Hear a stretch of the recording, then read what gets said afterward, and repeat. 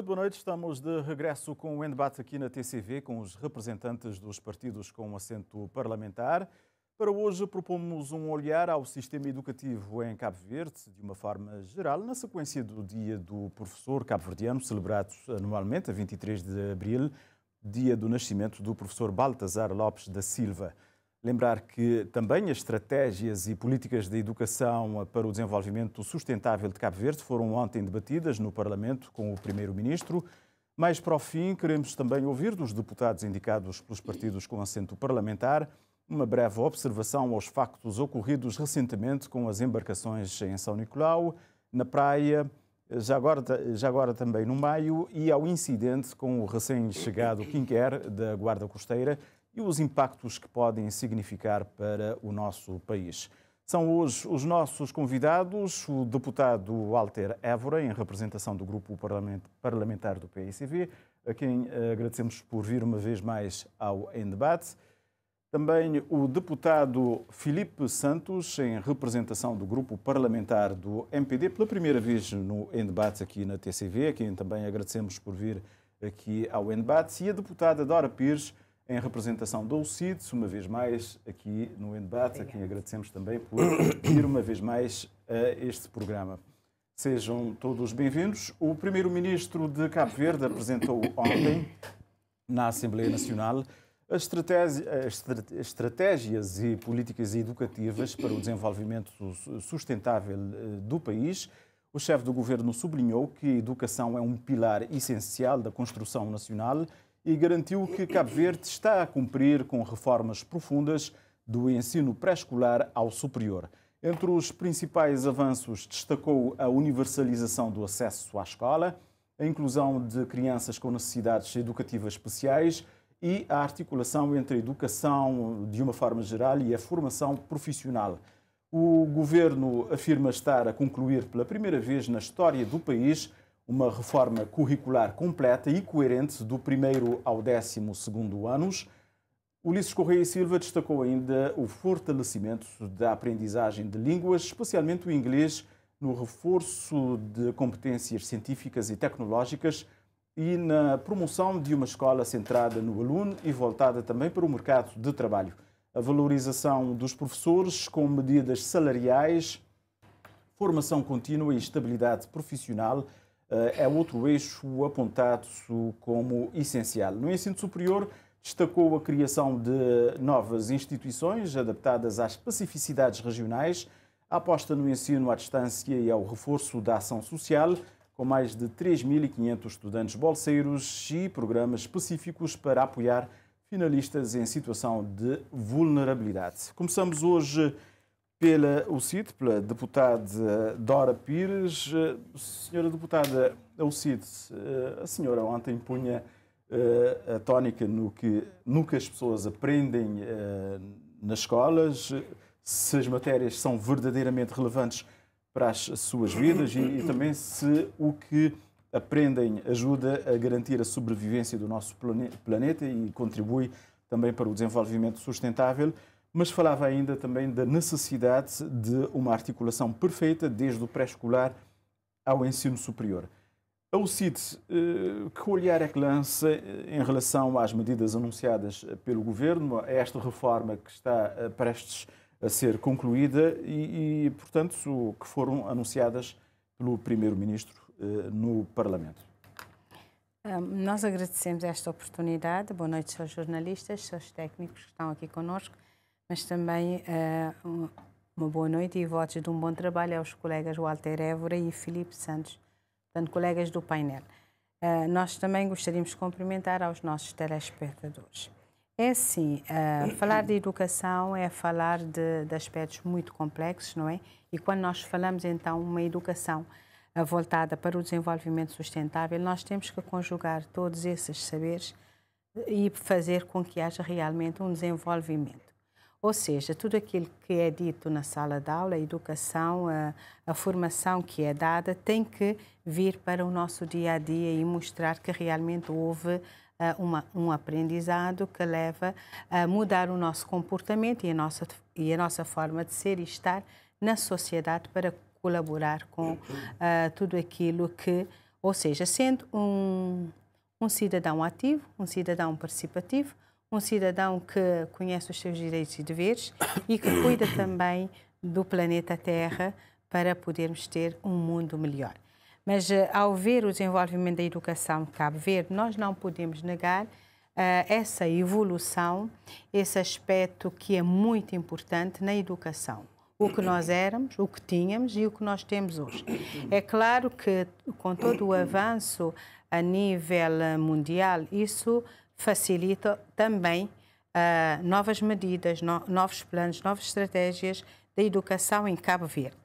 E nós, no início, sempre fomos contra essa reforma, porque achamos que nós devíamos fazer uma avaliação da anterior, ver onde é que existiam os problemas e como melhorar esses problemas. Porque nós temos defendido que deve haver um pacto entre os governos para não mudar o sistema educativo a gosto de quem... Exato. Cada governo que chega tem sempre a tendência de implementar um novo sistema de ensino. Isso não é bom porque nós temos que ganhar estabilidade. Mas em relação à reforma, nós estamos a ver, e o Primeiro-Ministro fez questão de chamar a atenção, que a reforma irá completar agora, não é, a sua última etapa, do primeiro ao 12º ano. Mas é claro que, mesmo assim, há necessidades de ir fazendo avaliações e ver onde é que há necessidade de fazer ainda melhorias.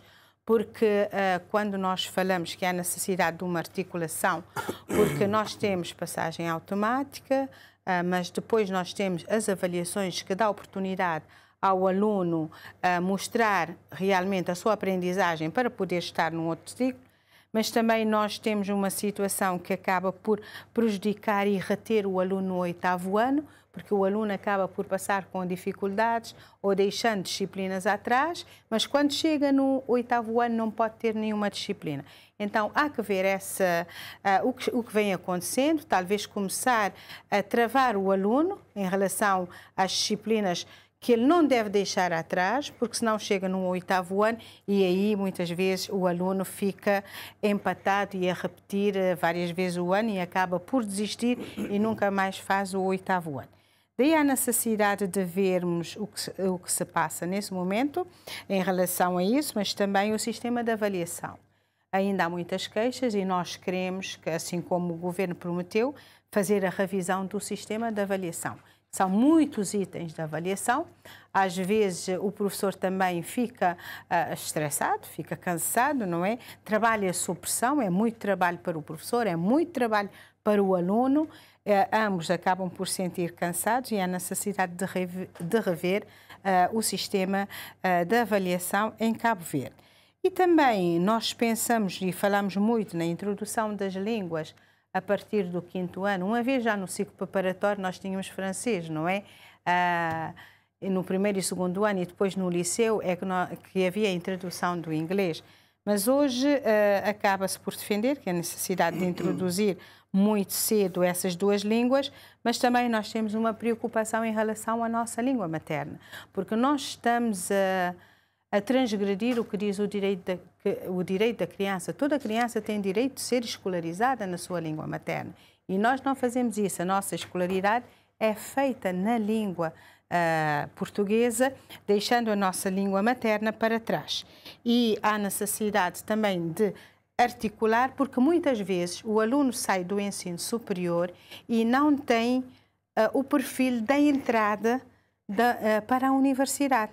Por isso que nós tínhamos e continuamos a ter essa dificuldade. Muitas vezes o aluno termina o 12º ano, mas não atingiu o perfil de saída do 12º ano, mas não atingiu o perfil de entrada na universidade.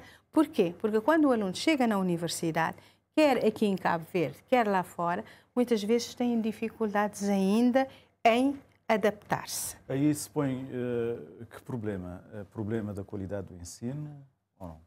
Pode ser da qualidade do ensino, mas também pode ser das práticas pedagógicas que estão sendo usadas na sala de aula, não é?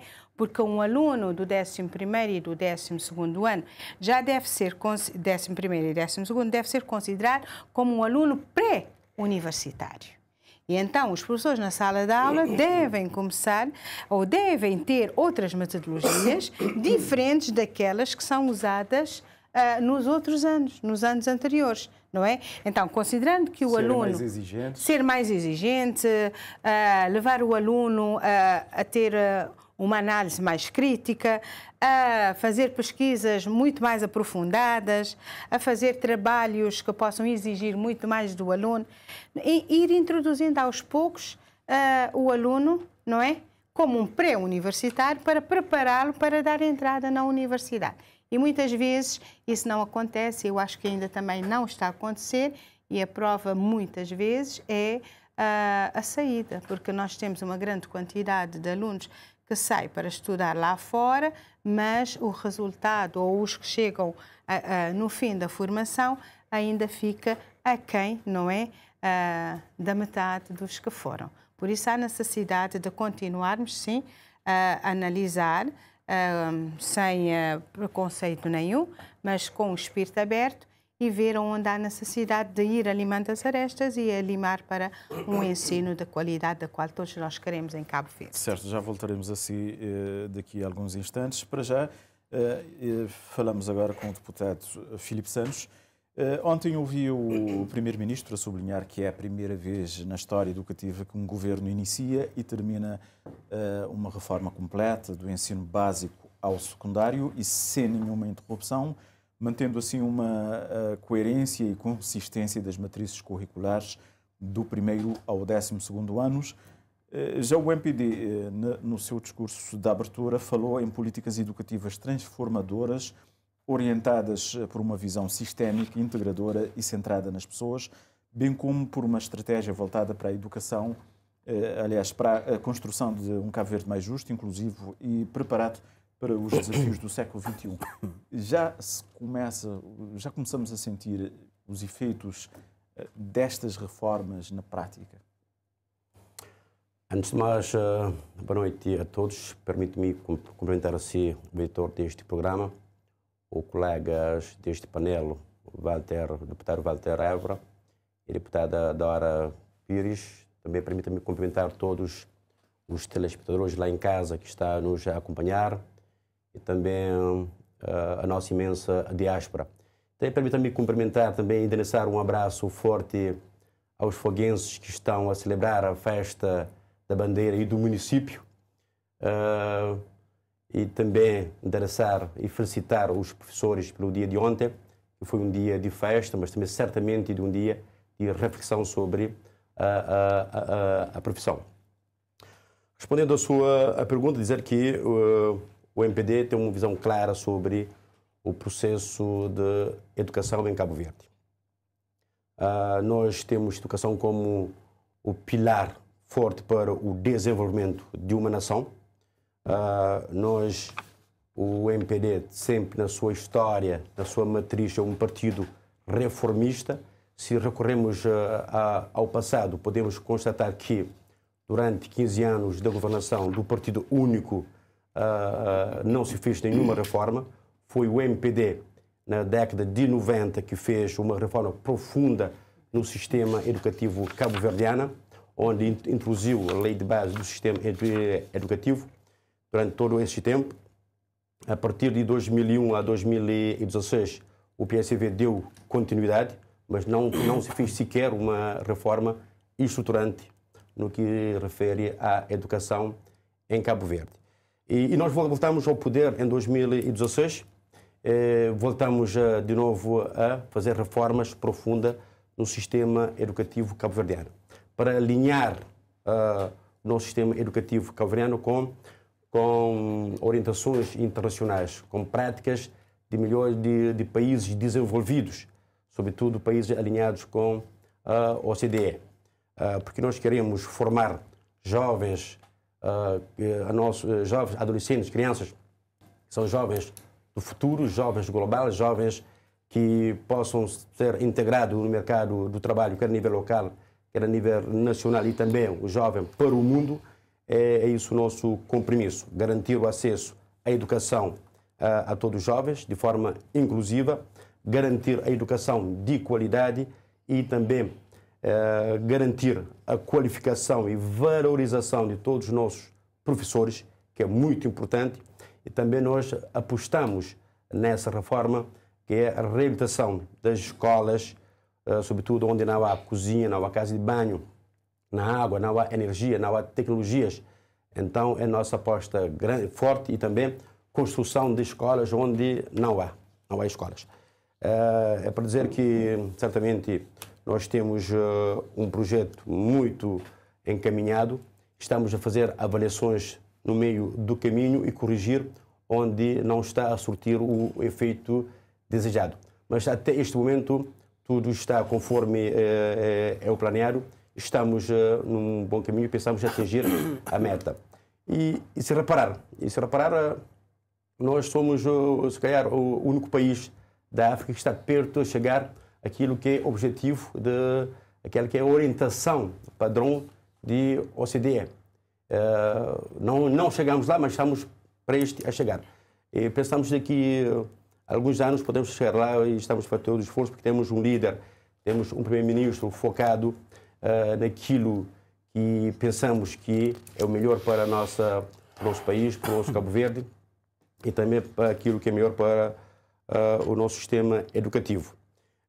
O nosso objetivo nesta reforma é garantir o acesso, como disse anteriormente, a todos, e de forma inclusiva, eliminar barreiras financeiras, porque a nossa família, sabem que muitas vezes em Cabo Verde temos famílias que os seus filhos não têm condições de ter acesso ao ensino, mas nós também estamos a trabalhar para aliviar os encargos financeiros às famílias, facilitar o acesso à frequência de pessoas com deficiência no ensino, desde pré-escolar até o ensino secundário, mas também as formações profissionais e ensino superior, inclusão de jovens com necessidades educativas especiais no sistema educativo. Nós criamos em maio, praticamente em 23 conselhos, onde trabalham praticamente com 1.750 e tal crianças que já têm apoio para integrarem no sistema educativo.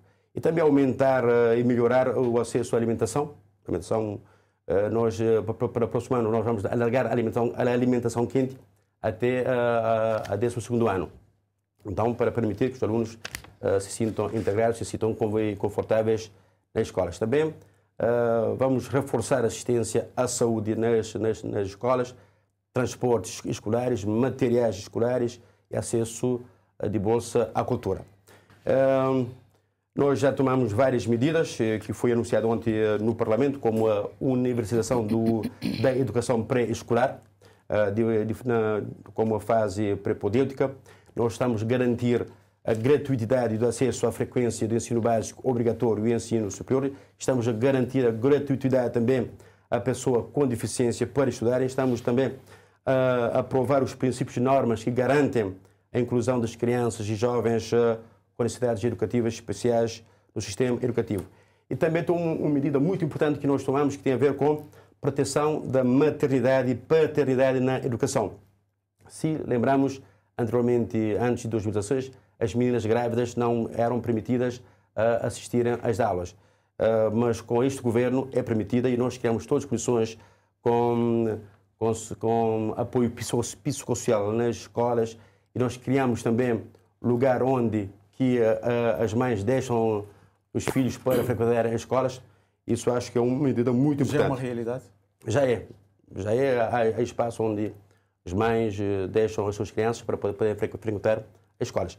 E estamos também a reforçar a ação social escolar, como nós temos anunciado durante o nosso debate. Terá tempo, então, daqui a alguns instantes para continuar a elencar essas iniciativas do Governo. Vamos agora ouvir o deputado do PICV, Walter Évora. O cenário traçado ontem pelo PICV foi completamente contrário ao que defende o Governo e a situação. O PICV cobrou do Governo resultados e não promessas. Em 9 anos de gestão, elencou uma série de preocupações e desafios, nomeadamente a falta de impacto das políticas na qualidade de ensino, inclusão e preparação digital, pré-escolar em retrocesso, desigualdade de género e abandono entre rapazes, plano que o PCFR contestado e crise financeira também no ensino superior. Muito boa noite, eu cumprimento a si, Sr. Jornalista, caro amigo Jefferson Gomes. Também aproveito para cumprimentar os colegas de painel, a senhora deputada Maria Pires, o senhor deputado Filipe Santos, cumprimentar também a todos os telespectadores que nos acompanham lá em casa e na diáspora através das antenas da TCV. E se me permita, primeiro, estando nós na semana em que celebramos o dia do professor cabo-verdiano, endereçar uma saudação muito especial a todos os professores cabo-verdianos que têm dado um contributo decisivo para o desenvolvimento do país com a formação de várias gerações de cabo-verdianos ao longo desses anos, portanto, merecem essa menção honrosa. Se lançarmos um olho geral à história de Cabo Verde, poderemos constatar rapidamente que a educação é um dos motores do desenvolvimento nacional. Não há dúvidas em relação a isso. Num país com recursos naturais limitados como Cabo Verde, o capital humano é o maior trunfo que nós temos. Sem educação não há crescimento sustentável. Falar de desenvolvimento sem falar de educação é como construir uma casa sem fundações. Se queremos um Cabo Verde moderno, justo, competitivo, a educação tem que estar no centro da estratégia nacional. Não podemos ver a educação como uma despesa, mas sim como o melhor investimento que devemos fazer. Se queremos cabo-verdianos qualificados, com empregos dignos, se queremos combater a pobreza de forma estrutural e não de forma paliativa, como este governo tem feito, temos que investir fortemente na educação e na sua massificação. Cidadãos educados fazem sociedades mais justas e democráticas. A literacia política, o pensamento crítico, o envolvimento cívico nascem nas salas de aula. A educação é também uma fonte de diversificação da nossa economia. Se queremos investir num turismo de qualidade, por exemplo, se queremos investir na economia digital, se queremos investir nas energias limpas, precisamos de técnicos formados, preparados, capacitados, cientistas, empreendedores, e tudo isso começa na educação. Também, se queremos enfrentar de frente os grandes desafios do século XXI, as alterações climáticas, as crises globais, a transformação digital, precisamos ter uma população preparada, educada, formada. Portanto, não há sombra de dúvida que o setor da educação tem um papel vital, estrutural, na nossa dinâmica, no nosso processo de desenvolvimento.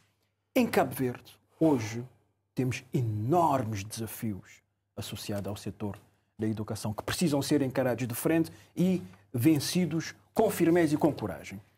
Um primeiro desafio que nós lançamos no debate e trago aqui também é o desafio da qualidade da aprendizagem.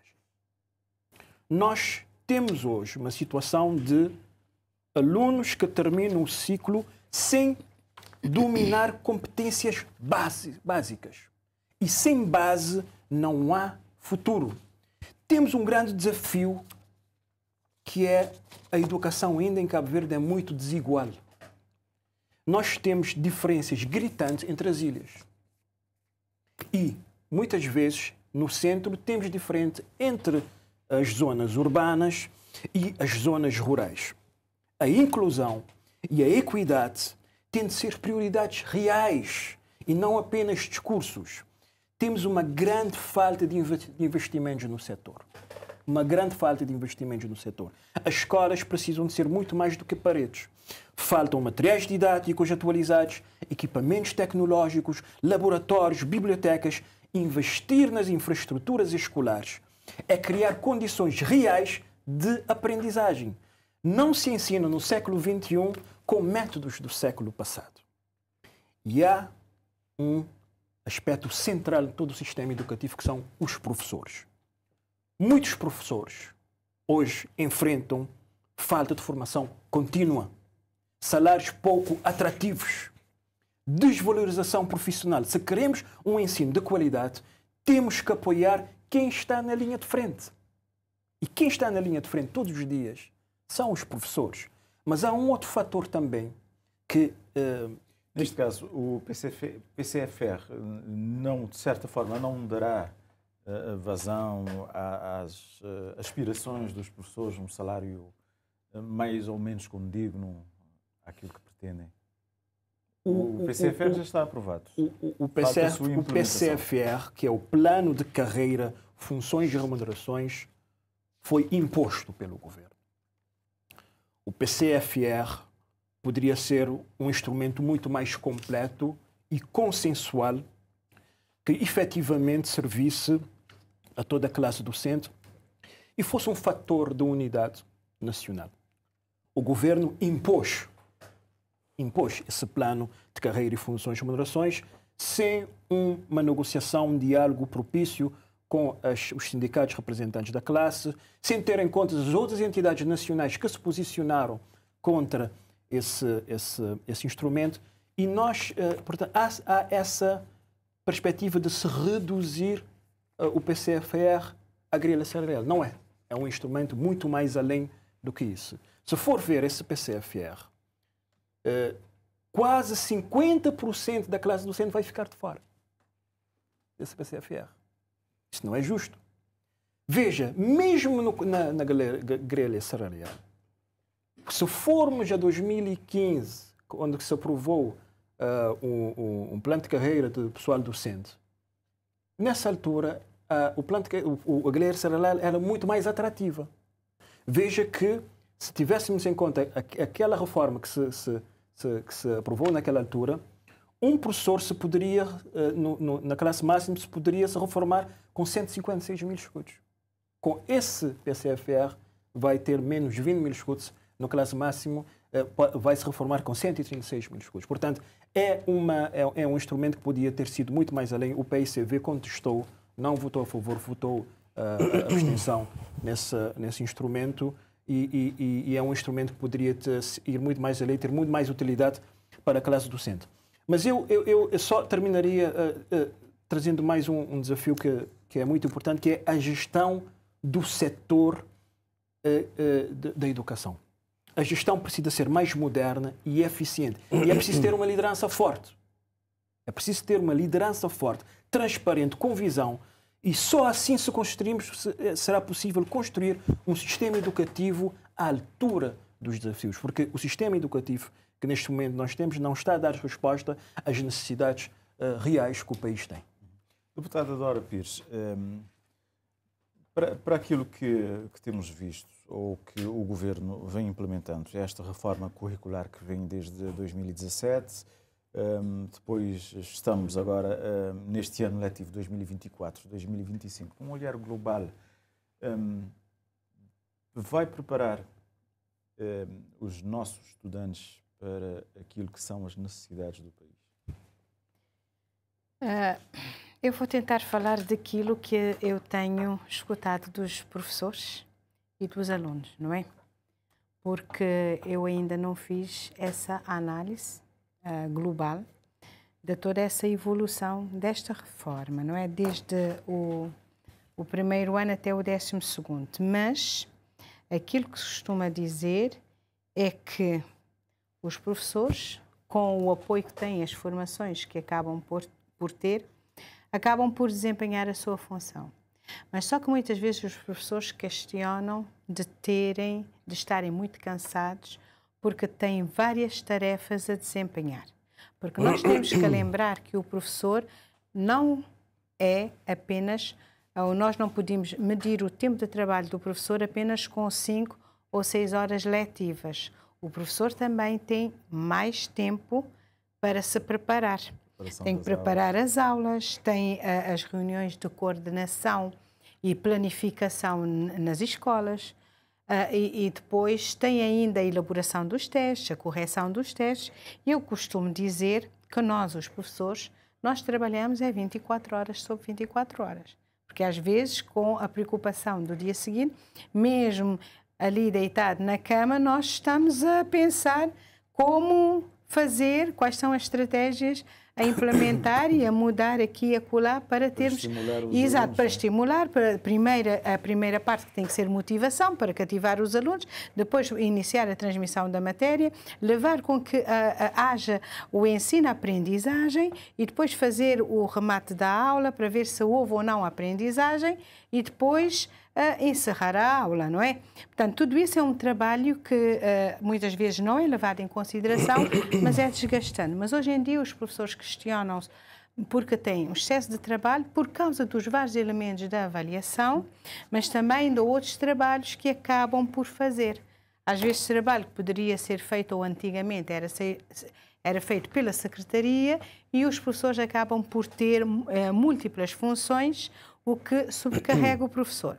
Mas também há alunos que, e há pouco tempo houve também manifestação de alunos do primeiro e do 12º ano, também questionando de muita matéria, muita coisa que tinham para estudar, para preparar, depois as provas nacionais, não é?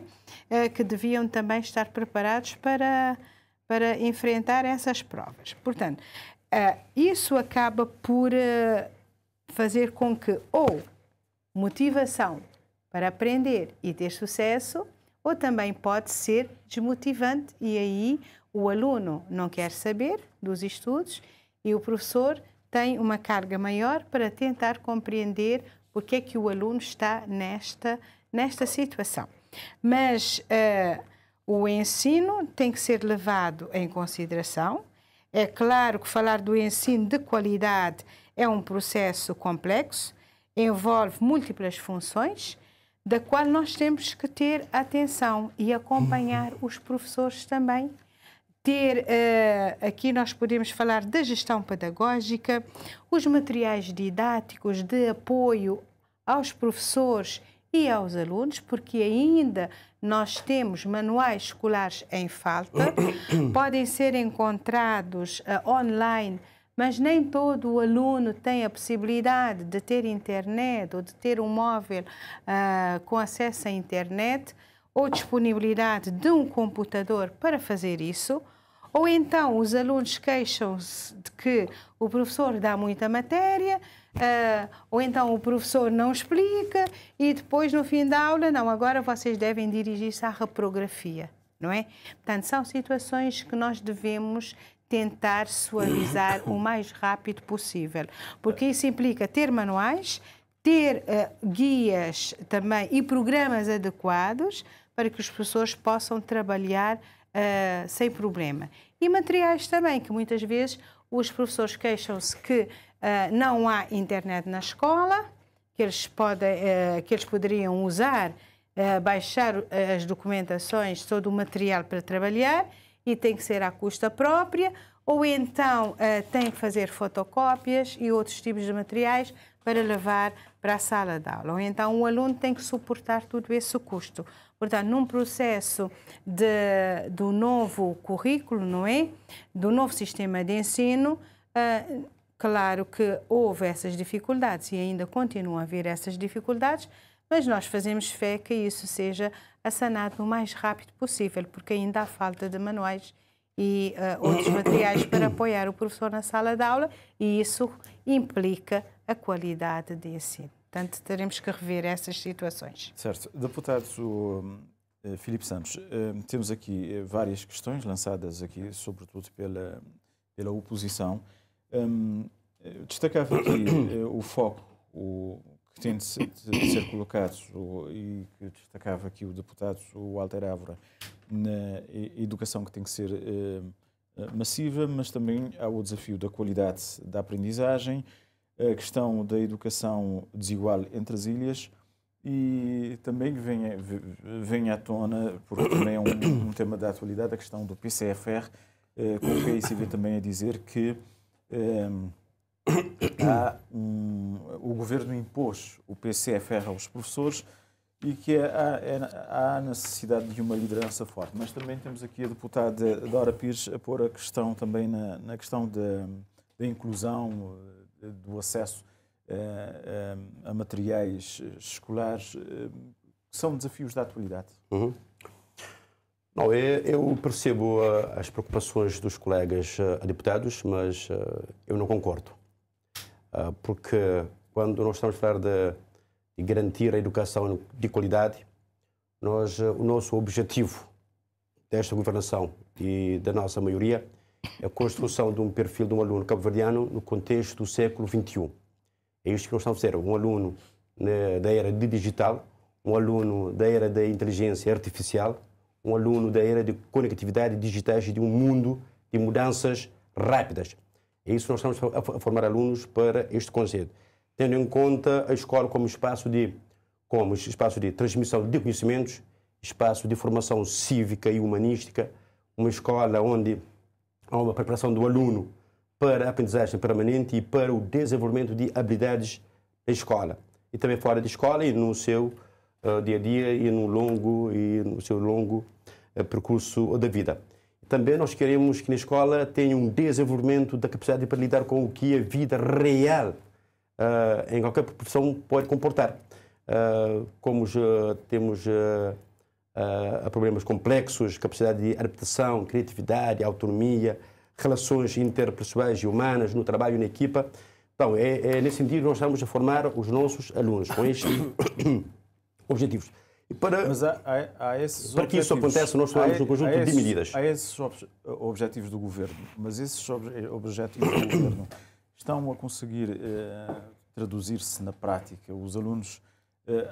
Tem havido muitas queixas em relação à preparação dos alunos que chegam no ensino superior, à sua preparação. Não há um estudo que diz isso. Nós estamos a implementar uma reforma, ainda não é um tempo suficiente para fazer essa avaliação. Mas o que se importa neste momento é que o governo está focado nestes objetivos para serem concretizados. Ainda o tempo é muito pouco para se fazer qualquer juízo de valor e fazer qualquer avaliação ou análise.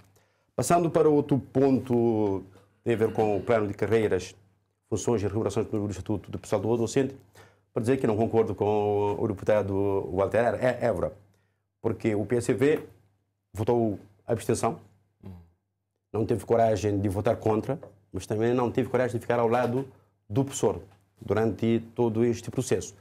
O único partido que teve coragem de valorizar o professor é este partido, é esta maioria, é este governo. Se pensar, nós resolvemos as pendências que nós já encontramos desde 2008. Cerca de 7.000 professores que nós acudimos. E com o PCFR, falar que a tabela salarial não é atrativa é falsa. Vejamos uma coisa. Com o Estatuto do Pessoal Docente de 2015, um professor licenciado só chegaria a 88 mil escudos durante todo o seu percurso, durante todo 32 anos de serviço para se reformar, só chega a 88 mil escudos. Por quê? Falso. Por quê? Não, eu estou a dizer um professor licenciado. Por quê? Mais. Por quê? Vamos lá ver. Por quê? Porque para passar de ensino secundário nível 3 para professor de ensino secundário nível da primeira, terá que ter mestrado numa das áreas da educação. Mas aqui é um professor mestrado que passa para a fase, porque é muito exigente, é muito complexo e muito burocrático. Havendo vaga, havendo disponibilidade orçamentária e financeira, passando no concurso, ter muitas formações. E com o novo PCFR, acabou-se com esta burocracia. O professor promove-se de forma automaticamente, passando de 91 mil escudos, pode chegar a 736 mil escudos, que com o estatuto anterior nunca um professor chegaria a este montante. Mas sim um professor licenciado ou doutor poderia passar e chegar aos 156 mil escudos. Então, este PCFR tem um ganho desmensurável para a nossa classe docente. E a partir de quando é que será implementado? Nós temos um cronograma, está a ser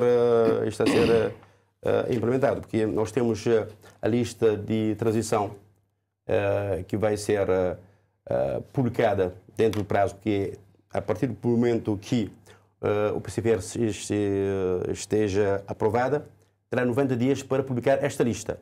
e depois ter mais 45 dias para consultar esta lista. E assim, depois, entrar em vigor com efeito com retroatividade a partir de 1 de janeiro de 2025.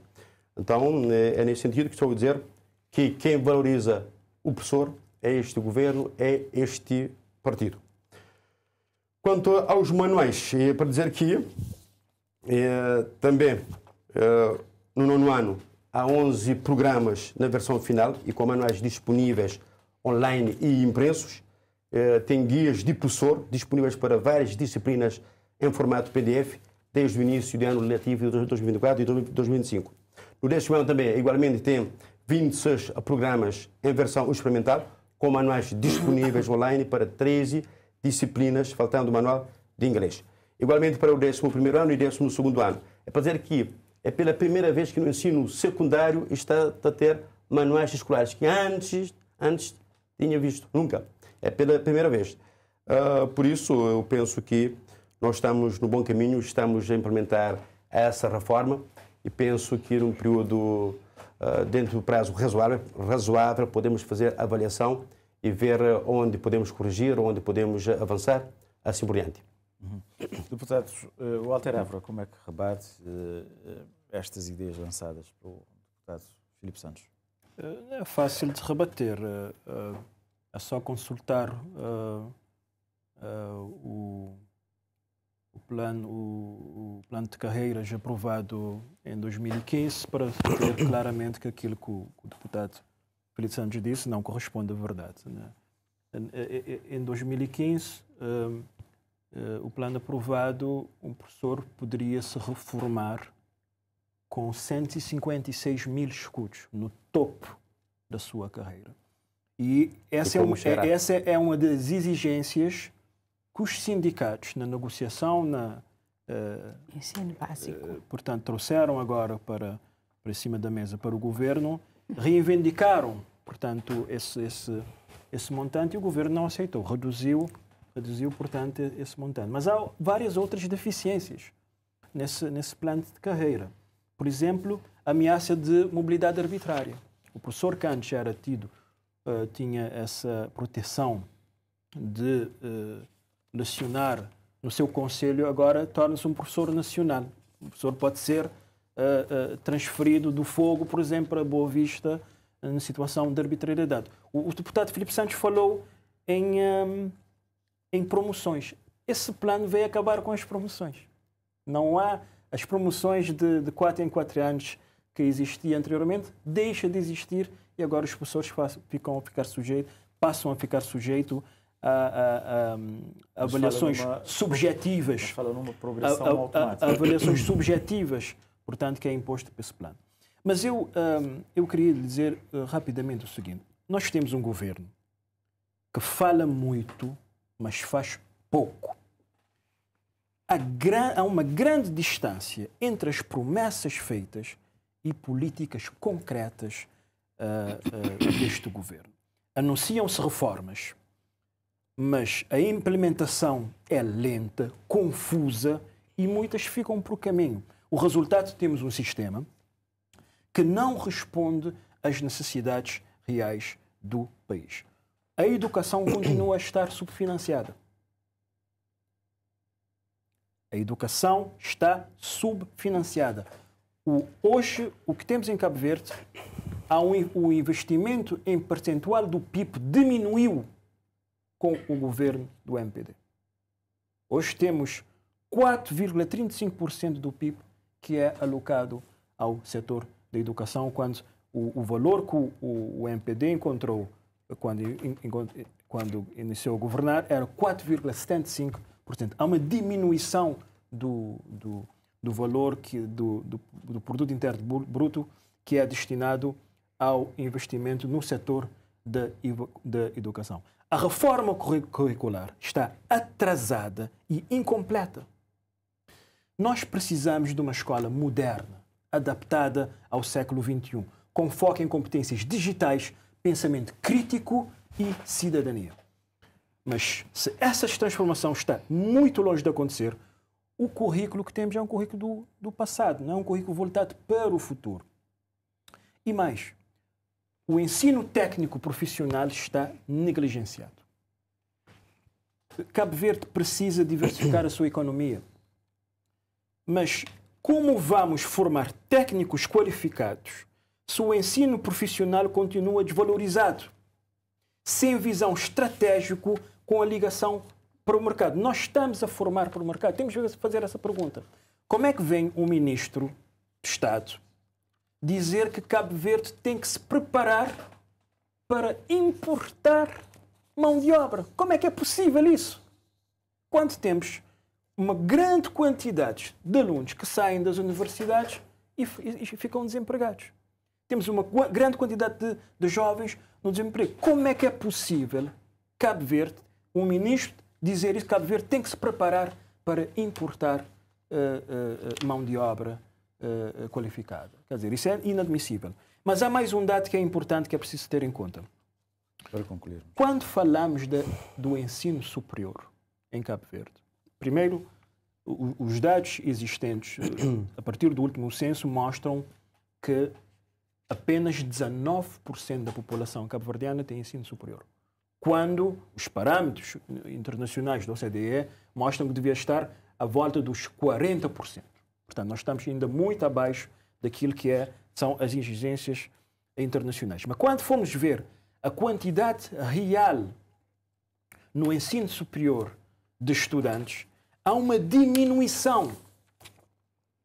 Há uma diminuição de jovens a frequentar estabelecimentos de ensino superior. A fuga de jovens para o em Cabo Verde.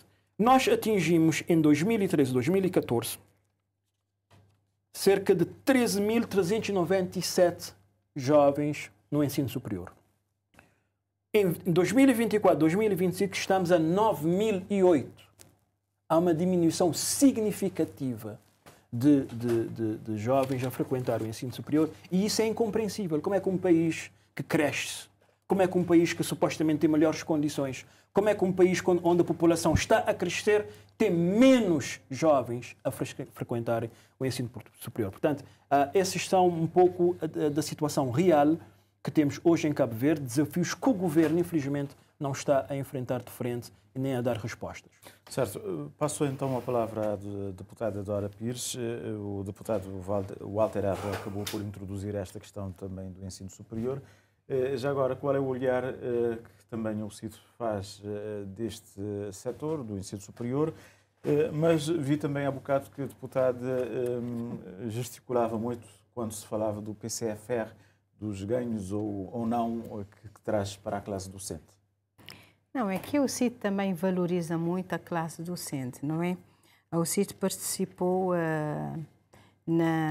portanto, na especialidade em relação ao PCFR, não é?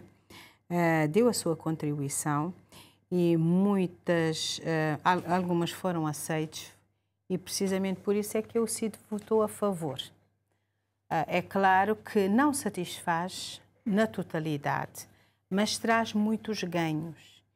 E nós queremos, não é, que daqui a 2 anos ou 3 anos poderá ser revisto, e no sentido de melhorar ainda.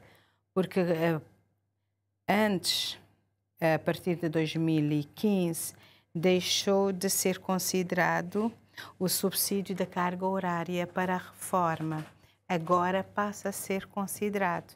É um ganho, não é? Os professores passaram a ter um melhor vencimento. Também é um ganho. Mas há outros aspectos que poderão ser revistas, porque nós sempre chamamos a atenção que em qualquer nível de ensino, quer do pré-escolar, o básico, o secundário, o universitário, nós temos que ter no estatuto professores licenciados, mestres e doutores. Porque quando maior for a especialização, mais bem preparado o professor está para trabalhar no seu dia-a-dia. E não foi levado em consideração esses graus, não é? Apenas licenciados. Ou então, quem faz um mestrado acaba por ter uma compensação financeira, mas muito menor do que a anterior. Portanto, há necessidade, mais tarde, de rever essas situações, porque cada nível tem a sua especialidade e então deve ter, sim, licenciados, mestres e doutores. Mas agora nós temos que ver a situação dos professores universitários que acabaram por, ou podemos até dizer que agora há uma injustiça em relação ao salário dos docentes universitários. Então há necessidade de rever o quadro dos professores universitários, também para melhorar, assim como foi melhorado em relação aos outros níveis. É claro que deve haver maior investimento nas universidades. Os alunos, ao escolherem a Universidade de Cabo Verde, portanto, a pública, ou ao escolher um privado, isso quer dizer que nós teremos que aprimorar o nosso ensino. E os cursos que são dados no país deviam devia haver uma motivação maior nas escolas secundárias para que os alunos, ao saírem do 12º, pudessem integrar nas universidades nacionais e fazer a sua formação. E aí nós temos que ter um ensino universitário de qualidade para que possam fazer a sua licenciatura em Cabo Verde e depois procurar um mestrado, ou então fazer um mestrado aqui, procurar um doutoramento fora, onde possam realmente atingir cada vez mais uma melhor qualidade na sua formação. Mas o que tem impedido muitas vezes o aluno aderir à universidade, talvez a diminuição dos estudantes, porque muitos querem sair para fora, estudar lá fora, e às vezes... Isso não tem impacto na sustentabilidade das universidades, tanto públicas como privadas? Porque sustentar uma universidade não é brincadeira. E ter um curso a funcionar também. E com 20 alunos na sala de aula, com uma propina, 20 estudantes num curso com uma propina de 9.000 escudos, é insustentável. Já se sente isso? Não. Eu fui vice-reitora da Universidade de Cabo Verde. Eu sei que, para um curso ser sustentável, nós teríamos a ponto de ter 30 alunos a 35, mas do primeiro ano até o último ano. Mas quando há desistência, então aí a universidade começa a ter problemas. 9.000 escudos é simbólico, porque há pessoas que pagam até mais para uma criança do primeiro ou segundo ano numa escola privada. Estudar na universidade tem um custo. E daí que o governo deve investir mais na universidade pública, apoiar as universidades privadas, porque se nós conseguirmos reter o maior número de alunos a estudar em Cabo Verde com o ensino de qualidade, nós íamos diminuir muitos problemas com os estudantes que vão lá fora. E como é que a senhora olha para esta questão da criação de novas instituições, como dizia o Primeiro-Ministro, para dar resposta especializada a vocações regionais de desenvolvimento das ilhas? Eu achei que houve uma redundância. E eu digo isso sem problema nenhum, porque nós tínhamos a Universidade de Cabo Verde com escolas e faculdades, não é? E nós tínhamos em São Vicente, e depois houve uma retirada da Escola do Mar. Exato. No início era a Escola do Mar, passou por ser Departamento de Engenharias e Ciências do Mar, depois Faculdade de Engenharias e Ciências do Mar e depois retirado para pertencer à UTA.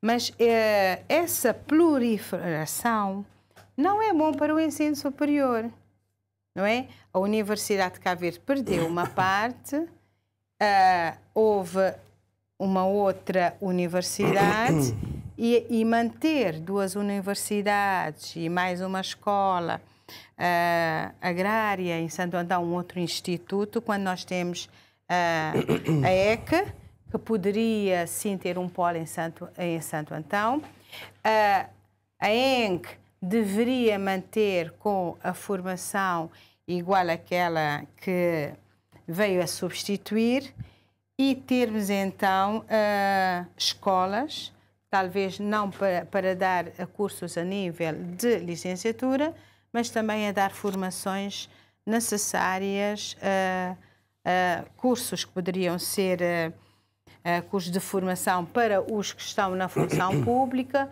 ou, neste momento foge-me a palavra, a formação contínua, a fim de termos uma universidade ou duas, mas para termos escolas e faculdades bem organizadas, com professores bem pagos, com currículos voltada para o desenvolvimento do país, formar para a necessidade do país. Porque muitas vezes acabamos por formar ou abrir cursos que não são essenciais para a nossa sociedade, ou cursos repetidos em várias universidades, e depois o que é que nós tínhamos há pouco tempo? A maior taxa de desemprego era jovens com licenciatura. E aí nós temos que ter o cuidado, e o governo terá que ter um olhar mais sobre o ensino superior e ver as formações que são selecionadas. Mas eu queria só acrescentar em relação ao ensino profissional. Uma vez a escola técnica formava bons eletricistas, bons mecânicos, bons contabilistas, mas a escola acabou por perder muito da sua essência. Então nós devemos pensar nisso e voltar às formações que a escola técnica uma vez fornecia e que deixava falta. Porque nós não vamos buscar mão de obra em outros países quando nós podemos formar os nossos jovens que estão sem formação. Muitas chegas aqui para a situação. Deputado Filipe Santos, já que a questão do ensino técnico, como dizia o deputado Walter Évora, foi negligenciado. Sim, agora técnico profissional. Um técnico profissional. Há aqui um reforço também da deputada Dora Pires nesta questão. Mas acabamos também por introduzir a questão do ensino superior. Fala-se muito na diminuição de alunos, também da sustentabilidade, mas também na questão da proliferação de universidades, mas também a divisão de escolas públicas do ensino superior, que podem ter efeito na viabilidade da universidade aqui em Cabo Verde. Antes de mais, permitam-me fazer uma pequena reposição de verdade no que tange a valorização de mestres e doutores no que tange ao PCPFR. Por dizer aqui que nós aumentamos a bonificação de créditos de desempenho para pessoas com grau de mestre, isso sabe, que passando de mestrado 210 e doutoramento 280. Então, permite uma vantagem que pode facilitar no desenvolvimento da carreira e repõe o que estava consagrado no Estatuto Pessoal Docente de 1997. E quanto ao ensino superior, para dizer que antes de 2016 o ensino superior está totalmente abandonado. Estava sem nenhuma regulação. O MPD entrou e criou uma agência reguladora de ensino superior, que é a ARES, que é uma instituição responsável para regular, avaliar e fiscalizar as condições de organização de ensino superior e seu funcionamento. E nós optamos e nós fizemos reforma também no ensino superior, que é a criação dessas áreas dentro das universidades, como criação da Universidade Técnica de Atlântico de São Vicente, criação de Instituto de Ciências de Tecnologias Agrárias de São Antão, criação de polo da UNCV na região de Fogo e Brava, criação do Instituto Superior de Aeronáutica e Turismo na Ilha do Sal. Tudo isto tem a sua vantagem com a vocação que a ilha expõe. Por exemplo, na Ilha do Fogo, temos curso de geociência ligado à vulcanologia. E isto é muito importante para a nossa ilha. E tem jovens lá a estudar e a contribuir para os estudos científicos da ilha. E também nós criamos a Faculdade de Ciências Médicas e de Saúde aqui na praia, que é muito importante, porque nós precisamos de formar as pessoas ligadas a áreas de medicina e saúde para colmatar as falhas que nós temos aqui. E nós temos hoje uma linha de ciência e de investigação com efeitos, com prémios e com muito dinamismo. E hoje também há uma agenda nacional de investigação com vários intercâmbios, por exemplo, no quadro do programa Fulbright com os Estados Unidos, que é uma organização muito prestigiada no mundo e com muitas valências. E criamos também a fundação, está a se criar a Fundação para Ciência, Inovação e Tecnologia. E também estamos a elaborar neste momento o Estatuto do Professor da Universidade e Investigador. Estamos também a criar um programa de mobilidade académica internacional para que os professores tenham essa interação e mobilidade e fazer as suas viagens para fazer os seus trabalhos de investigação, como no país, como em estrangeiros. E, falando disso, temos uma ação social universitária forte. Por exemplo, nós temos 3.500 bolseiros no país e no exterior. Mas nosso objetivo é alargar a bolsa do estudo e criar acesso para que todos os jovens que queiram estudar no ensino superior tenham acesso. Isso é o próximo passo, alargar a bolsa de estudos para os jovens que não tenham condições de pagar, mas também criar acesso para que os jovens tenham acesso ao ensino superior. E temos um programa extraordinário de apoio pontual a finalistas de cursos de licenciatura, com dívidas e propinas em instituições de ensino superior. Não só no ensino público, mas também em outros institutos. Porque nós encontramos vários estudantes, de 2018 a 2024, que tinham o certificado retido, preso, porque não tinham condições para pagar propina para tomar o certificado, para fazer concurso e ingressar no mercado de trabalho. E nós investimos cerca de 92 mil contos para que os jovens tenham o seu certificado. E para este ano, 2025, estamos numa fase também de elaboração e aprovação deste mecanismo para que os jovens também deste ano tenham acesso aos seus certificados. E também temos um programa importante que é criar residências universitárias, em parceria com o IFH, onde o governo irá subsidiar alojamento a estudantes que estudam no Instituto Superior e que residam fora da Ilha de Santiago ou do Conselho. E essa questão da diminuição de jovens nos estabelecimentos de ensino superior em Cabo Verde não é preocupante? Não põe em causa a questão da sustentabilidade, como dizia? Eu não penso assim, porque hoje os jovens têm muitas oportunidades. Muitos jovens hoje estão a enveredar para a formação profissional, que é se calhar uma forma de encontrar um emprego mais rápido. Mas também temos jovens a estudar nos estrangeiros, com bolsa do governo, quer pós-graduação, quer mestres e doutores. E temos jovens hoje que estão a autoempreender-se, a criar o seu próprio negócio e emprego. Por isso, não acho que tem a ver com a diminuição dos jovens no ensino superior. Ou seja, eu não tenho dados que possam comprovar que hoje há uma diminuição de jovens no ensino superior aqui em Cabo Verde. Mas o que sei é que os jovens estão a ser ocupados, estão na formação, estão no trabalho, estão a estudar. É isso que é mais importante para o desenvolvimento de um país. Já estamos com 1 hora e qualquer coisa de programa, estamos praticamente a chegar ao fim, mas ainda há tempo para passarmos a palavra ao deputado Walter Évora para um remate em relação a esta matéria. Não é verdade que quando o MPD entrou em 2016, o setor do ensino superior estava abandonado. Não é verdade. Muito pelo contrário. Aliás, é preciso que se diga, quem criou a Universidade de Cabo Verde foi o PICV. Quem criou a Universidade de Cabo Verde foi o PICV durante a sua governação. E foi uma grande medida, foi um grande passo, porque nenhum país se consegue se desenvolver realmente se não tem a própria capacidade de formar os seus quadros. E não só o ensino superior, mesmo no ensino técnico profissional, todo o edifício o MPD já encontrou tudo montado e a funcionar. Veja, por exemplo, o grande exemplo que temos em Cabo Verde, que é a Escola de Hotelaria e Turismo, que foi também, portanto, feita, investida durante a governação do PICV, que é uma grande escola que forma especificamente para um setor estrutural, vital para a economia cabo-verdiana, que é o setor do turismo. O MPD continua a navegar em promessas e em compromissos. Porquê? Porque já estamos a aproximar da época eleitoral.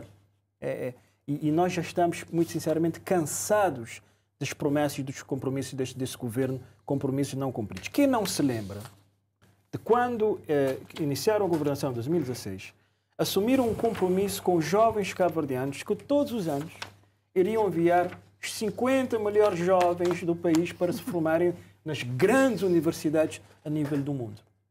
Onde é que cumpriram esse compromisso? Não cumpriram. E agora vêm perto das eleições, falar outra vez em bolsas de estudo, em alargamento. Portanto, nós já estamos um bocado cansados com os compromissos não cumpridos, as promessas não cumpridas desse governo. O ensino superior tem grandes desafios. Há o desafio do financiamento do ensino superior. É urgente. Que tem que se resolver. O governo não dá resposta. O governo está a governar, o MPD está no governo. Pode dar as respostas em relação a isso. Não é vai dar, pode dar as respostas em relação. Ainda nós não estamos a nível de formação que precisamos estar. Eu repito que Cabo Verde tem cerca de 20% da sua população com ensino superior. Nós devíamos estar a 40%. Portanto, temos um gap enorme ainda para formar mais cabo-verdianos a nível do ensino superior. Não há incentivos à investigação científica em Cabo Verde. Essa é uma área que é completamente descurada. Tem incentivo, sim. Completamente descurada. Não há. Nós devíamos estar a fazer mais pesquisa, a pesquisar os nossos mares, que é um grande ativo que nós temos. Veja que agora, nós aproveitamos agora de umas missões importantes que vieram a Cabo Verde para fazer pesquisa na nossa zona marítima. Não há incentivos à investigação científica. Não há. Portanto, essa é a situação que nós temos a nível do ensino superior, diminuição do número de alunos, diminuição da percentagem do PIB que é investido na educação. Essa que é a realidade atual que temos em Cabo Verde. Pedia agora um minuto para o remate final desta matéria, a começar pela deputada Dora Pires. Nós gostaríamos de dizer que realmente ainda existem muitos desafios em relação à educação. Nós também gostaríamos de pedir a atenção do governo em relação ainda a acesso acesso ao ensino, não é? Acesso e equidade, porque ainda nós temos crianças que não têm condições ou possibilidade também de frequentar a escola. Nós temos ainda com um problema com a educação especial, as necessidades educativas especiais, porque ainda também precisamos de mais técnicos preparados para apoiar os professores ou mesmo professores com especialidade própria, porque ainda há crianças que acabam por ficar para trás. Em relação à residência estudantil, eu me lembro que a residência em São Vicente foi cedida para a construção do Centro Tecnológico, não é?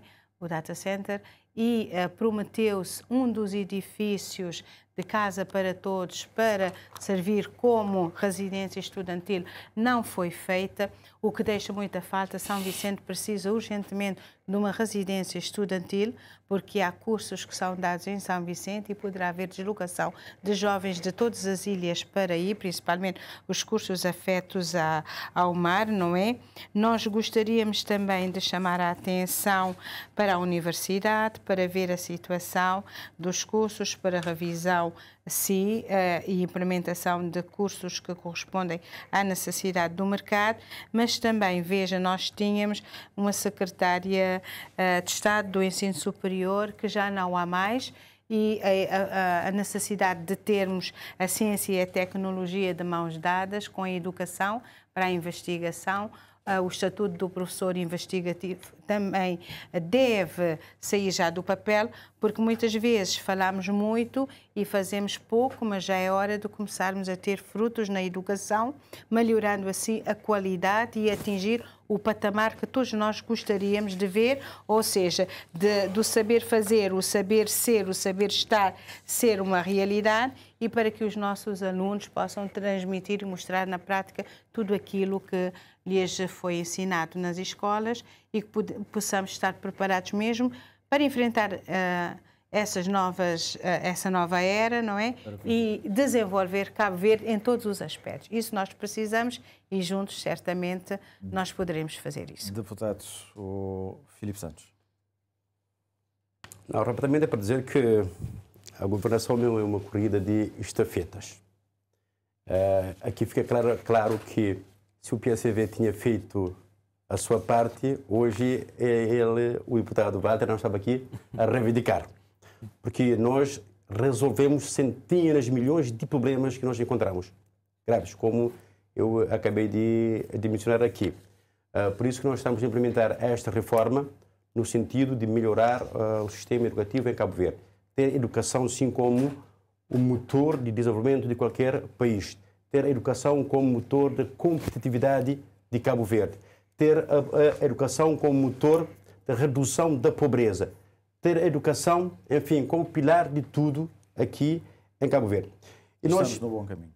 Estamos no bom caminho e penso que daqui a alguns anos podemos fazer essa avaliação e ver se estamos corretos ou não e fazer a correção e seguir o rumo.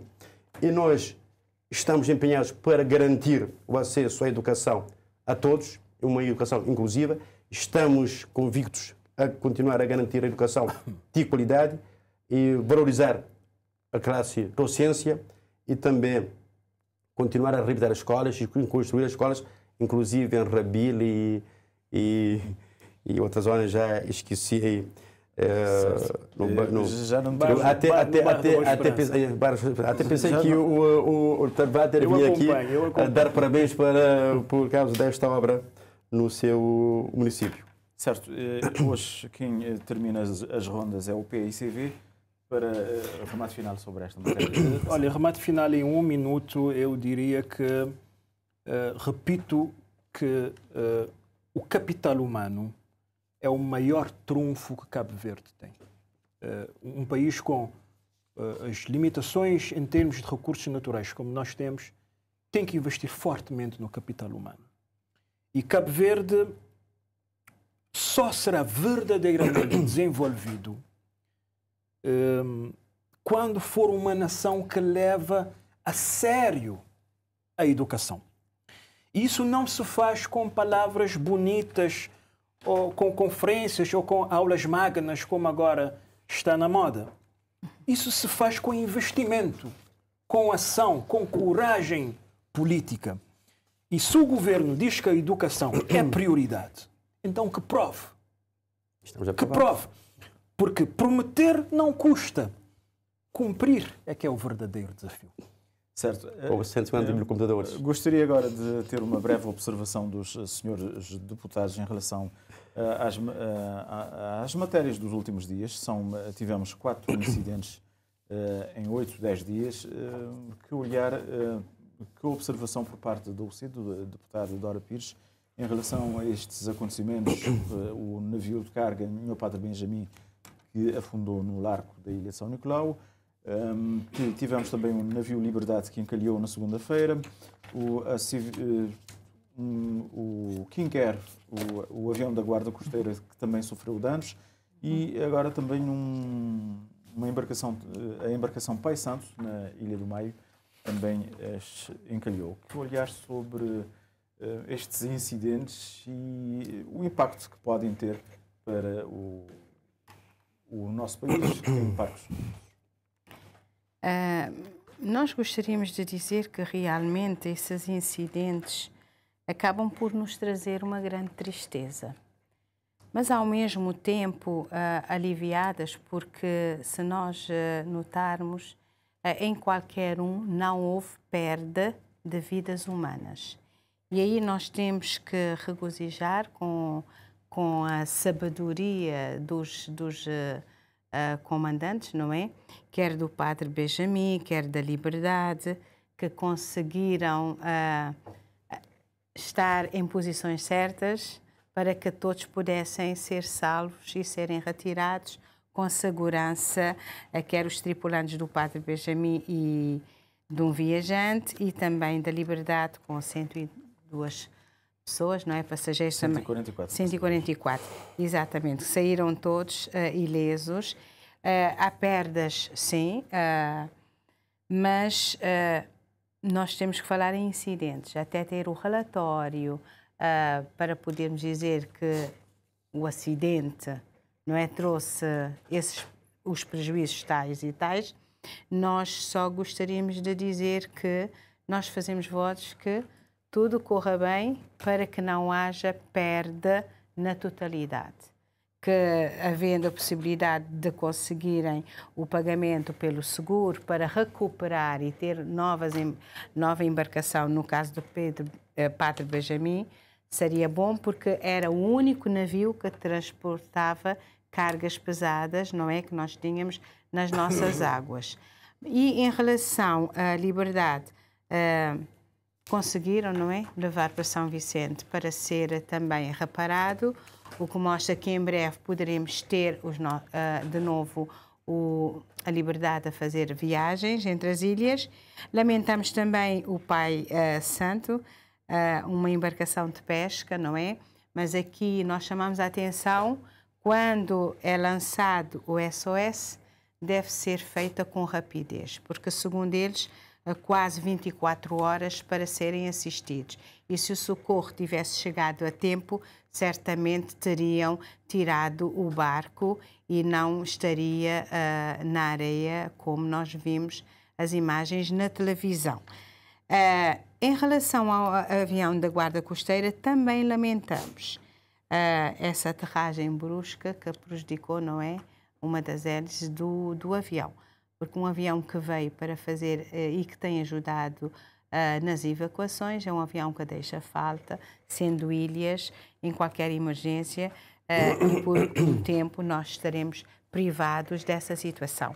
O que nós pedimos é que haja discernimento, que as coisas possam correr da melhor forma e de não desviarmos muitas vezes a atenção, mas o que tem que ser feito, que seja feito. Porque nós precisamos, e perder ou ficar privado de barcos ou de um avião de salva-vida pode ser prejudicial a nós. Mas vamos pedir a Deus que não haja nada de emergência grave para que as coisas possam correr bem e que em breve nós tenhamos os nossos barcos e o nosso avião a circular, porque deixa muita falta, porque nós somos ilhas, quer marítimo e aéreo. Certo, muito obrigado. Deputado Filipe Santos. Não, antes de mais, eu queria solidarizar com os remadores do navio Nhô Padre Benjamin e também de Pai Santo e também do concessionário CV Interilhas. Infelizmente, nenhum destes casos resultou em vítimas humanas e as autoridades cabo-verdianas deu uma resposta rápida e técnica e responsável no sentido de evacuação dos tripulantes e dos passageiros que estavam nessas embarcações.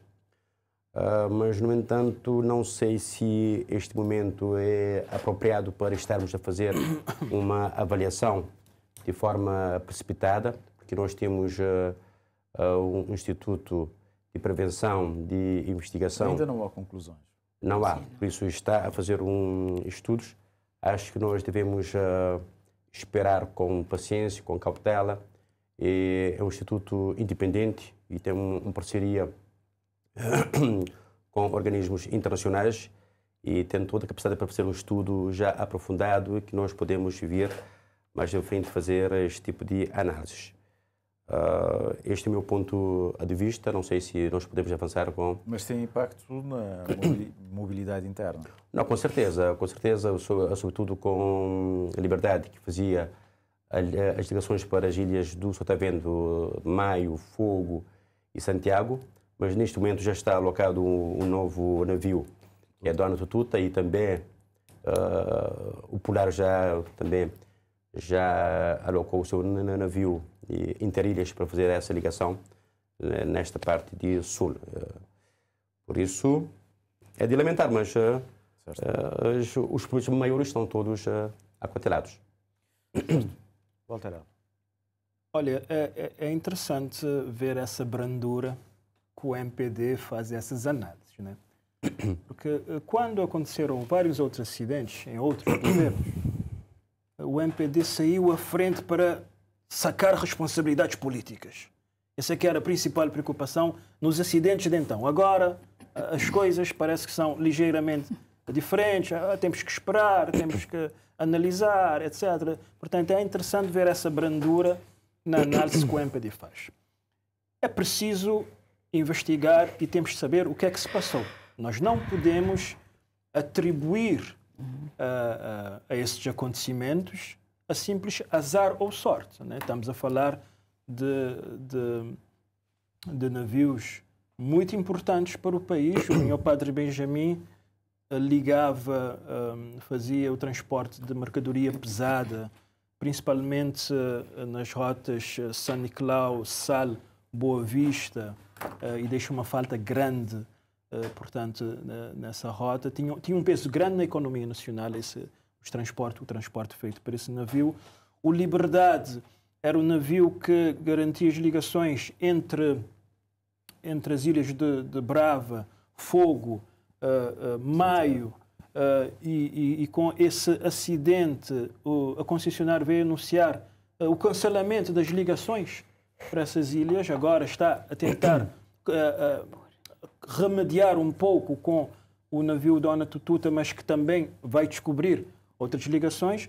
Mas a verdade é que esses acidentes que têm que ser investigados, têm que ser apuradas as causas desses acidentes e se há que sacar responsabilidades, que sejam sacadas. Porque não podemos continuar num país onde a culpa morre solteira. Mas esses acidentes, na verdade, vêm pôr a nu todo o sistema que temos a nível do setor marítimo. O setor de transporte marítimo é um setor extremamente fragilizado. Nós não vamos ter tempo aqui para aprofundar, mas temos que dizer, isso tem que ser dito, que este governo do MPD tem feito uma gestão desastrosa, incoerente e profundamente opaca desse setor de transporte marítimos, e o país merece muito mais nesse setor. Quem quer? Tem como rebater? Quem quer, infelizmente, aconteceu esse episódio em São Nicolau. É preciso apurar também o que é que se passou. Há muito que se tem que explicar em relação a esse avião. Várias informações têm vindo nos últimos dias em relação aos valores, portanto, utilizados para a aquisição desse avião. Infelizmente, ficamos outra vez com este acidente numa situação dependendo da fragilidade, dependendo das operadoras para evacuações de máxima urgência, que tem sido feito com muita deficiência até agora. Nós estávamos, confortáveis de que este avião viria para colmatar definitivamente esse grave problema das evacuações médicas que tínhamos, mas com este acidente vai ficar seguramente por algum tempo imobilizado. É preciso assumir responsabilidades, investigar e ver o que é que se passou e dar os esclarecimentos necessários ao país, mas acima de tudo também ter planos de contingência, porque não podemos ficar eternamente nessa situação de dependência de um único meio. Não podemos ficar. Nós tínhamos um sistema de evacuação em Cabo Verde que funcionava. Funcionava com os voos domésticos dos TSAV, funcionava com os voos do avião da Ordem da Guarda Costeira, que foi desmantelado para a MPD. Quando foi desmantelado, nós ficámos nessa situação de dependência. Agora que veio esse avião King Air, nós saudamos a sua vinda, que essencialmente era um avião que permitia dar resposta a essas situações de emergência, mas agora com esse acidente ficamos mais uma vez numa situação de fragilidade. Provavelmente haverá outras oportunidades para debruçarmos-nos um pouco mais sobre estas questões. Fica por aqui esta edição do Em Debate, com um olhar dos partidos com assento parlamentar hoje em torno do sistema educativo em Cabo Verde, muito a propósito do dia 23 de abril, Dia Nacional do Professor, mas também lançamos este breve olhar sobre os incidentes dos últimos dias nos mares de Cabo Verde, mas também com o King Air no aeroporto da Praia. Foi um prazer ter estado aqui consigo em mais uma edição do Em Debate. Para a semana, a nossa colega Adelina Cabral estará aqui com outros convidados para assuntos do cotidiano do cabo-verdiano. Boa noite.